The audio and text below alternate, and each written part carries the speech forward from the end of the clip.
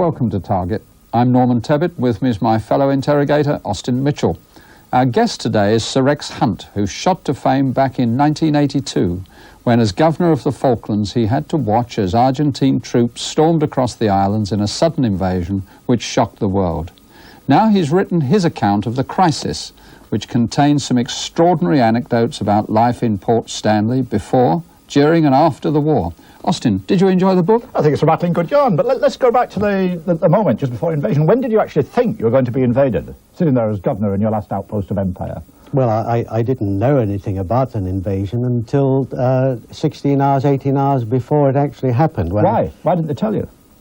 Well, I don't know. I just got the telegram from the Foreign Office on the afternoon of the 1st of April, 3:30 p.m. local Stanley time, that was. Which said what? It said, we have apparently reliable evidence that an Argentine task force will assemble off Stanley early tomorrow morning, 2nd of April. Stop. You will wish to make your dispositions accordingly. Just like that? That's all I had, yes. What do you think? Well, as my communicator said when he brought it in, he said, well, they might have said goodbye and the best of Britain. But tension had been rising for a bit before, hadn't it? Over South Georgia, yes, but we didn't think that Galtieri would be stupid enough to go straight for broke and to invade the Falkland Islands. In fact, a lot of his generals didn't either, did they? No, no. I think he kept it a very tightly held secret. We became aware. Must have known, surely. I mean, here you were at the centre in London. Why wasn't the governor told until just a few hours before the Argentines actually arrived? Well, first of all, there was nothing he could have done anyway, to be perfectly honest. Well, I could have got the children and the old people out of Stanley if I'd had 24 hours notice.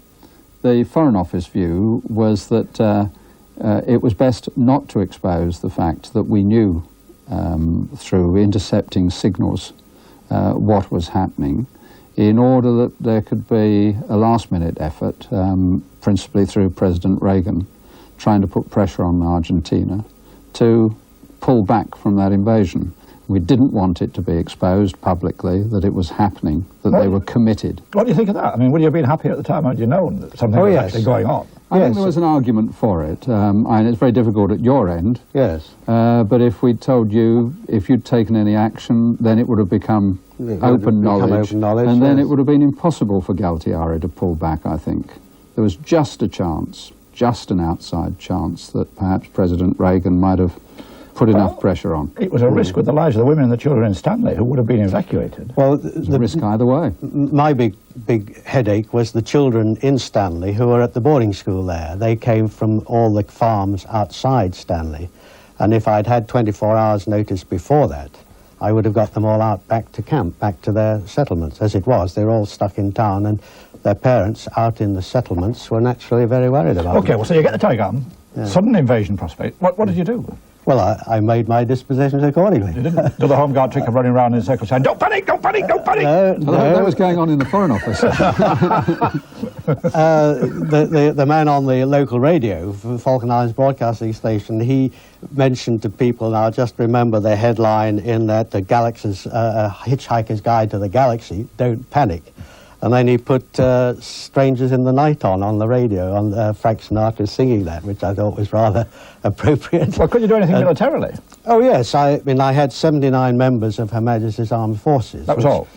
Yes, and 35 members of the local Falkland Islands Defence Force. Right. I mean, that was more than I should have had. Normally, I had 43 Royal Marines. So that was a dad's army, wasn't it? I mean... Oh, not the Royal Marines. No, they were the Royal Marines. 79 of them? 79. This was in the middle of the changeover, so I had part of the outgoing detachment and all the incoming detachment. So they'd only been there for 4 days. But at the end of the day, quite obviously, they're not going to be successful in repelling the invasion. They were a tripwire, and we had to offer resistance. And the big question mark I had all night was, when am I going to give in? Yes. How long do I have to hold on? Well, tell it from the landing. I mean, when did you know they'd landed? 5:15 in the morning of the 2nd of April. So what happened then? We got a call from the one Royal Marine we had up on the hill, on Sapper Hill, saying, rather a panicky voice, naturally, there are upwards of 100 hostiles each side of me, what shall I do? And Major Norman, the CO, just taken over that day, he gave good Marine advice. He said, keep your ruddy head down, and Marine Berry did, and he survived. He came in all right. So you were sitting there in the Governor's mansion? Yes.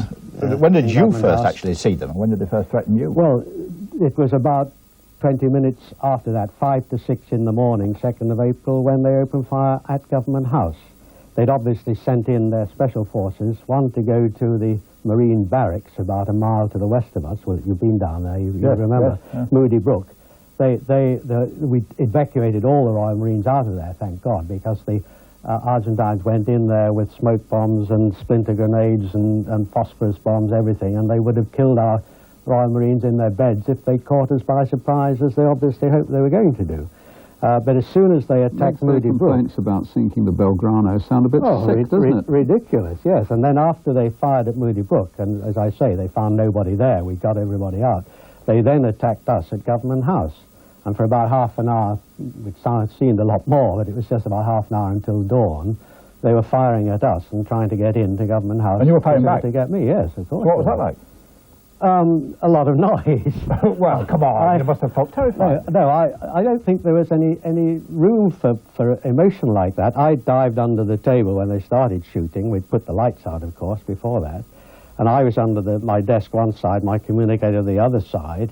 And for a while, I was just numbed by the noise. But I hadn't had that noise before. And it numbs all senses. You can't think and you can't feel. If I'd been able to feel, I probably would have been scared stiff. Yeah. But it's a numbing feeling, all that noise. And it took me a while to realize that the windows were not broken and that there must be stun grenades.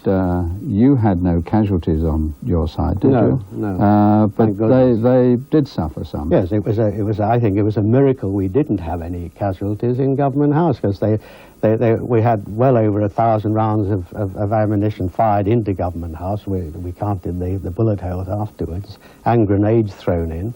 And I can only put it down to the professionalism of our Marines and good fortune. There was no help you could send for. Oh no, we had no reserve. We hadn't. We did ask for 2 sections which we deployed towards the beach and the airport to come back and reinforce us. We had 23, and that was the operational headquarters. They were the people like the butcher and the armourer and the dishwasher. The headquarters staff were in Government House, and the other sections were deployed on the road towards the airport. Could you get word out to We did. London?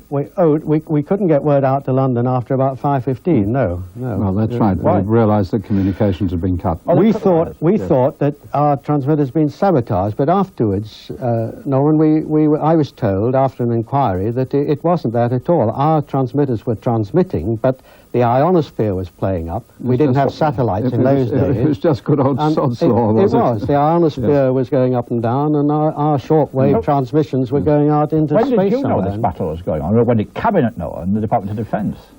Gosh, it's hard to remember now, but pretty soon after. But not from me. I couldn't get it through. At 5:15, as soon as we had this call saying the enemy had landed, I said to my communicator, send off the signal saying invasion has started. We had it all ready, and I said, and then destroy the equipment and beat it off to your house. Yes. He came in and said, I've tried to send it off. I tried to send it to Rugby. Shall I try Portishead? And I said, well, try anywhere, as long as you get it through. But it didn't go. How did they get into Government House? Did they actually break through? They got into the staff quarters, and that's when we shot 3 of them. We got their captain, and he died sadly later. He was leading from the front. We got him in my wife's chicken garden, chicken yard, just in front of the vegetable garden. They were about 15 yards from my door then, those 3, when we knocked them down. And the other 3 behind, they went into the staff quarters and sheltered in the staff quarters. And then eventually we got them out. You must have thought at some stage you're going to have to surrender and stop the bloodshed. You couldn't hold out, could you? No, but it was a case of deciding when to make contact with whoever was in charge of the enemy force. But you didn't get any kind of Imperial Empire instructions, hang on to the last man or whatever. That would have been crazy. There was no point in doing that. But there had to be some token of resistance to maintain the fact that the islands had been taken by force, yes. So what was the discussion? I mean, how did you decide when to surrender? Well, that was the thing that was uppermost in my mind. When do I give in? But it was done for me, because we repulsed their first attack. As dawn came up and we knocked down their first 6 people were out of action. The rest of the attackers withdrew up into the hills. You know, the hills behind Government House. They sheltered behind the rocks and the trees up there. They kept us down by sniper fire. And they must have heard on their radio, just as we did on our military radio, for our Royal Marine radio, that the armoured personnel carriers that they'd landed near the airport were trundling into Stanley. And I said to Mike Norman, the major, I said, what have they got, Mike? And he said 35 millimetre. In fact, they hadn't. They had 5-inch machine gun, but that was heavy, 0.5. Yes. Anything, much bigger than anything we had. I said, what does that mean, Mike? And he said, it means they can knock the stuffing out of us and we can't do a thing about it. So that was. So how do you make contact to surrender then? I picked up the telephone. We'd kept the telephone exchange going all night. I got onto our telephonist and rang with the old handle thing, and I said, I'd like to speak to VC Commodore Gilubert. He was the Argentine Air Force commander in Stanley, looking after the Argentine airline. Well, he was already there. He was already there. Right. And I got on to Hector, whom I'd known for the last 2 years. I said, Hector... Was your friendly fifth columnist, was he? Well, he was, yes. But he was a nice chap, very, very pleasant. I said, Hector, I think it's time we had a talk, because we've got some of your badly wounded outside. We want to get them to hospital, and I think we've got some, so let's have a talk. Could you put me in touch with your commander? And that was when he said, well, I don't know anything about this invasion. This is Navy, and I'm Air Force. I don't know anything about it. Do you believe him? Well, he was either a very good actor like Laurence Olivier, or he was telling the truth. He blubbed down the telephone to me, actually blubbed down the telephone, asking me to believe that he didn't know anything about it. I suspect that was Air probably Force. true. And this was the last thing he wanted to happen, because he'd had 2 very happy years in Stanley. Okay, well, leave it at that tense moment and come back after a break.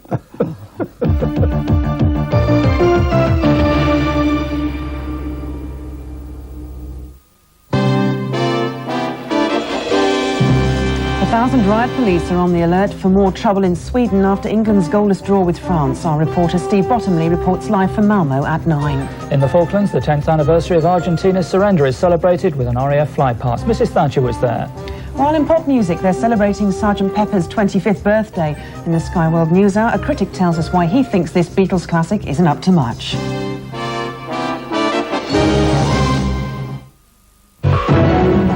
On Newsline, the man who made Princess Diana cry, Andrew Morton, the author of the biography that rocked the monarchy, speaks out for the first time. He answers the critics who say there's no truth in what he's written. That's Newsline on Monday night at 6:30 and 10:30 on Sky News. You fancy holiday then? Yeah, well, I'm a Sky subscriber, so I'm eligible. You and some of your other friends aren't. You're still eligible. Get a pencil, I'll give you the details. You're looking at one of the latest upright cleaners from Goblin, with built-in tools designed by experts to clean every corner of your house for under £100. The Goblin Laser. You wanted power? You've got it. All around the home. It's easy to empty too. Then carry on lasering dirt from wherever it lurks. Make light work of cleaning with Goblin's new laser. Fully guaranteed for 2 years. You get a pain out here, you want a painkiller that's totally dependable, like Panadol Extra. It's fast, effective, totally dependable, wherever you are. What's this? Sanyo, 14-inch TV? What's wrong with the telly in the other room? It's in the other room. It's only £8 a month from Vision Eye, and we own it. And look, comes with a full service backup, same as if we'd rented. You look after the video as well. What video? The new Philips, only £15 a month, and it's all ours. Ah, you can't beat remote control. Channel 2. Why don't you look in the TV Times? It's in the other room. Channel 5. Vision Hire, value with a capital V. This summer, take the family and car to France on a Sea-Link ferry and get a second trip in the autumn free, courtesy of the Times from tomorrow. The new high-tech, high-spec Hyundai X2 with fuel injection, catalytic converter and power steering, electric windows, central locking and Hyundai's 3-year warranty. And now, with a little extra. Hyundai, a better quality of life. I have to be a Sky movie subscriber, which I am. I call Sky with the names and addresses of up to 3 of my friends, of which you are one. You get yourself a satellite system, subscribe to the movies, and you and me, we're off. Introduce your friend to Sky's movie channels, and provided they subscribe, you can each choose from 2 return European air tickets for the price of 1, 2 ferry crossings for the price of 1, or 50% off a Hilton short break. I'll call Sky. They'll send you the details, and we'll be off. Evander Holyfield in his 3rd defense will show the full force of the real deal when he meets the legendary Larry Holmes at Caesars Palace, Las Vegas, for the undisputed heavyweight championship of the world. Holyfield versus Holmes, live and exclusive, 2 a.m. Saturday on Sky Sports.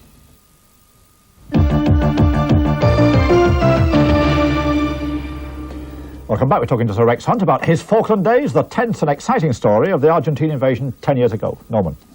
So Rex, there you were then, making contact, or hoping to do so, through the friendly local Argentine manager there. What happened then? They took that as an indication that you wanted to surrender, didn't they? Well, they didn't pick it up on their radio. I said to Gilbert, look, well, come out and wave an Argentine flag. We won't shoot you, and find out who is in charge. And he said, I haven't got an Argentine flag in his house. This is getting faster. I said, well, go to the office and get one. I knew he had one at the office. And he said, oh, I'm not going there because the government house is between his house and the office, and he wasn't going to go that way. So I said, well, get a white flag and come here, Hector. And to his everlasting credit, he took a gulp and he said, well, give me 10 minutes and I'll be along. And he came along with a white flag. We didn't shoot, but as he got to the door, some of his chaps shot at the door. I think they were going for Mike Norman, who opened the door for Hector. And Hector and Mike came into the corridor in Government House. They finished up on the floor like a rugby scrum, and he was ashen grey by then. Hector, he wasn't going to go out alone. But I got Dick Baker, my chief secretary.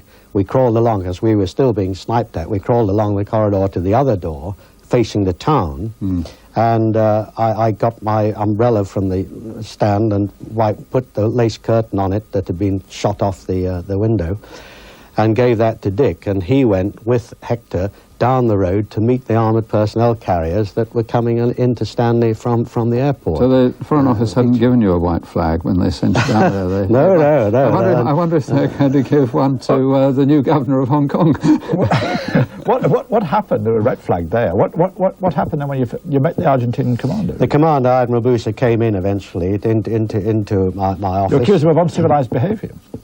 I wouldn't shake his hand. He came in and shook people by the hand as he came in. He was very courteous and gentlemanly, and I got very angry as I saw that. This man was trying to kill us a few minutes ago. Why should I shake him by the hand? I put my hands behind my back, and then I felt very ashamed of myself for not shaking him by the hand. He's so stupid, really. But then I told him that he'd landed unlawfully on British territory and was to remove himself and his troops forthwith. What did he say?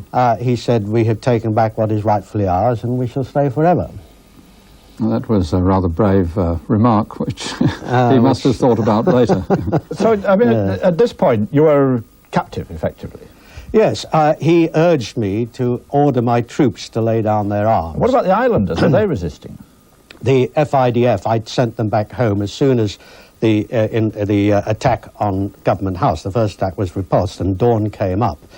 The Falkland Islands Defence Force were manning the key positions like the power station and the studio and the post office and places like that. And they had the key positions. They were static because they didn't have any radio communications. Yes. So I got on the phone to their CO and I said, get them all in, tell them to get out of uniform and get home, because I thought they might be victimised if they were caught in uniform. And most of them got back and were able to get home before the Argentines actually came in. A section or two were left out and were caught. But did the Argentine troops behave properly and decently? Obviously, they treated you as a diplomat. Yes, their special forces were very good. They treated the Royal Marines very, very well. It was the other troops that came in by sea, who were the army, I gather. At this stage in governor's uniform? No. Plumed hat and all No, I've been sitting in a suit like this all night, or most of the night, waiting for them. And the Admiral then, when I told the Royal Marines to lay down arms, because I said that I accepted his argument, Admiral Bruce's argument, that he had brought an overwhelmingly superior force. I said if we'd had anything like comparable forces, I would not give this order, but I gave the order. Mike Norman's face was a mixture of relief and disappointment, because I'm quite sure the Royal Marines would have carried on fighting to the last man if I'd told them. Why not tell them to take to the hills? They could have taken to the hills. No, I don't think they could have done at that time, Austin. We did get one section to the hills, in fact, but that was the only section we could get away. We were all south of Port Stanley, as you know, and the Special Forces came in from the south. We couldn't have got away that way. One section that we had at the Narrows, between Port Stanley and Port William, they did go inland, but they had to give themselves up later on. Were you then bundled out? Well, I was indeed, but the Admiral said he wasn't the military governor. It was a General Garcia, an army governor, who would be coming by helicopter, and he came, and we went through this rigmarole, but in a more formal way in the town hall, when I told him again that he landed unlawfully, and then he said he was under instructions to get me out by 4:30 that afternoon, the 2nd of April, to fly me out.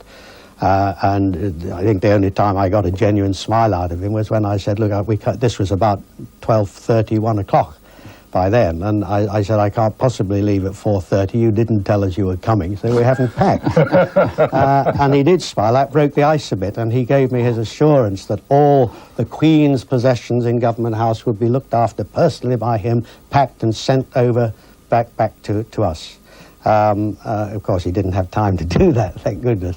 But then I went off. I said that all the Royal Marines had to come with me, and he said they would come in a Hercules, I would go in an F-28. And I said my Foreign Office staff must come with me, and he agreed to that. And then I said there were 2 or 3 Royal Marines married to local girls with young children, and I thought the wives and children should come with me in the Fokker F-28.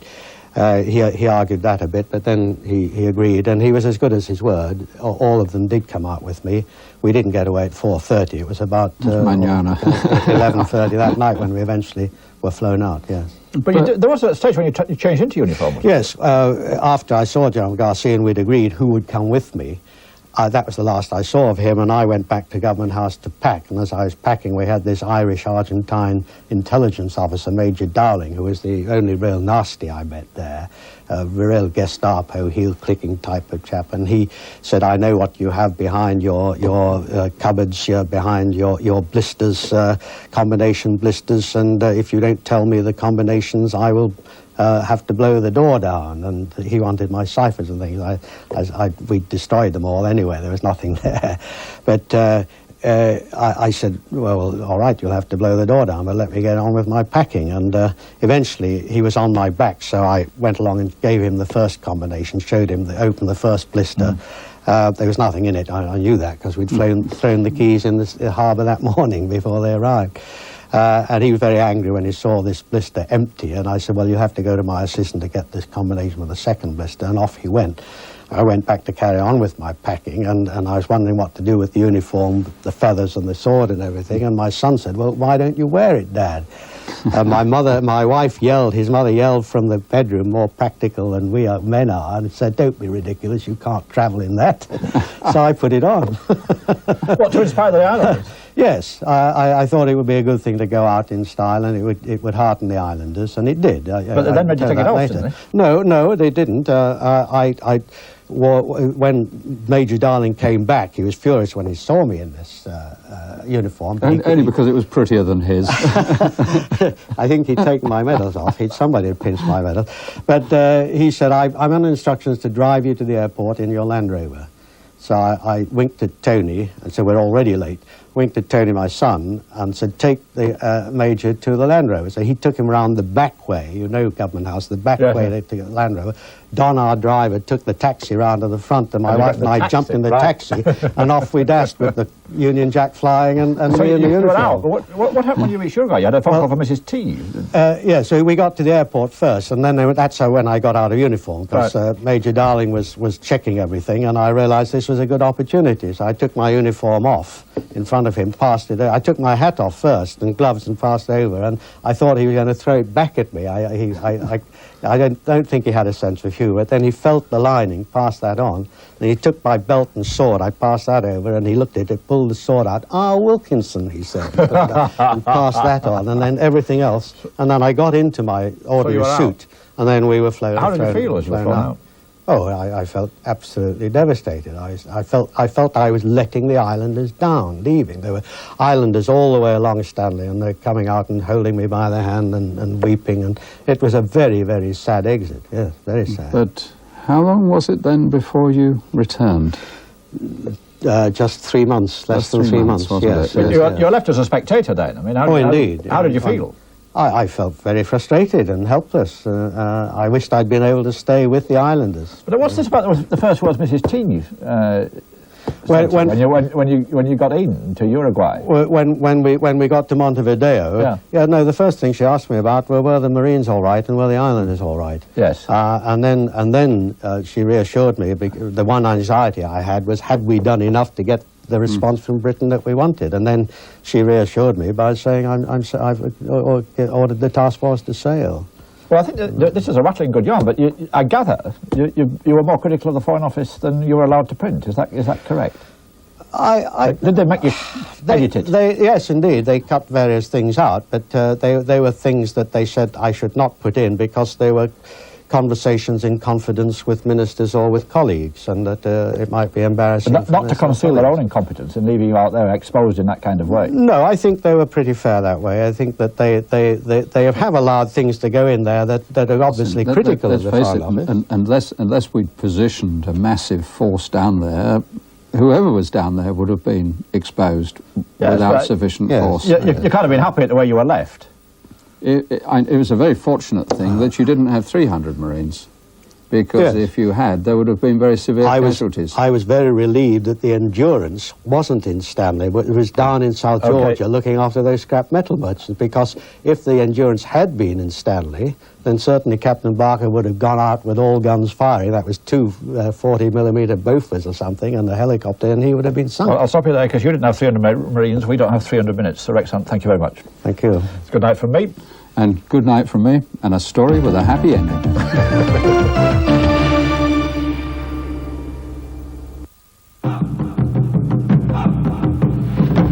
Staying ahead of the game. Keeping pace with every new development.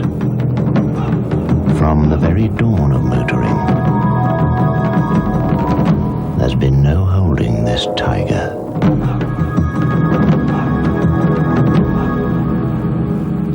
Now observe him.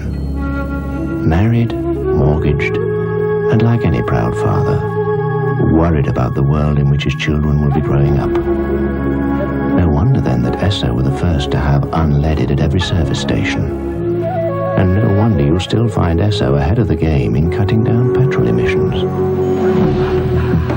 Our friend here has always met the very best in performance. Now he means a whole lot more. A new generation of Esso, or every new generation. As a clothes designer, colour is as important to me as style.